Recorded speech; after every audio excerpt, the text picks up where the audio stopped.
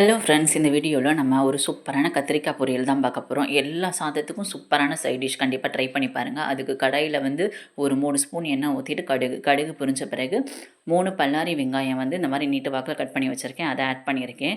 ஏன்னா இதுக்கு வெங்காயம் நிறைய போட்டால் டேஸ்ட் சூப்பராக இருக்கும். இந்த வெங்காயத்தை போட்டு ஒரு 2 நிமிஷம் நல்லா வதக்கிட்டு கொஞ்சம் கத்திரிக்காய் எடுத்து வச்சுருக்கேன். ஒரு 7-8 கத்திரிக்காய். அதை நல்லா கட் பண்ணி வாஷ் பண்ணி இதோடு ஆட் பண்ணியிருக்கேன். கத்திரிக்காயும் வெங்காயமும் சிம்மில் வச்சு தட்டு போட்டு மூடி ஒரு 10 நிமிஷம் நல்லா வேக விடுங்க.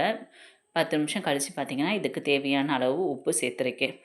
உப்பு, அதுக்கப்புறம் கொஞ்சம் மஞ்சத்தூள், இதுக்கு காரத்துக்கு தனி மிளகாய் பொடி மட்டும் ஆட் பண்ணியிருக்கேன்.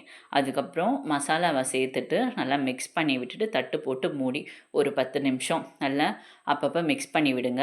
சூப்பரான கத்திரிக்காய் பொரியல் ரெடி ஆயிரும். சாம்பார் சாதம், தயிர் சாதம், எல்லா வெரைட்டி ரைஸ்க்குமே செம்ம சூப்பராக இருக்கும். இதில் காரம் கொஞ்சம் தூக்கலாக இருந்தால் தான் நல்லாயிருக்கும். இந்த ரெசிபியை கண்டிப்பாக ட்ரை பண்ணி பாருங்கள். இந்த வீடியோ உங்களுக்கு பிடிச்சிருந்தா லைக் பண்ணுங்கள், சப்ஸ்கிரைப் பண்ணுங்கள். Thank you friends.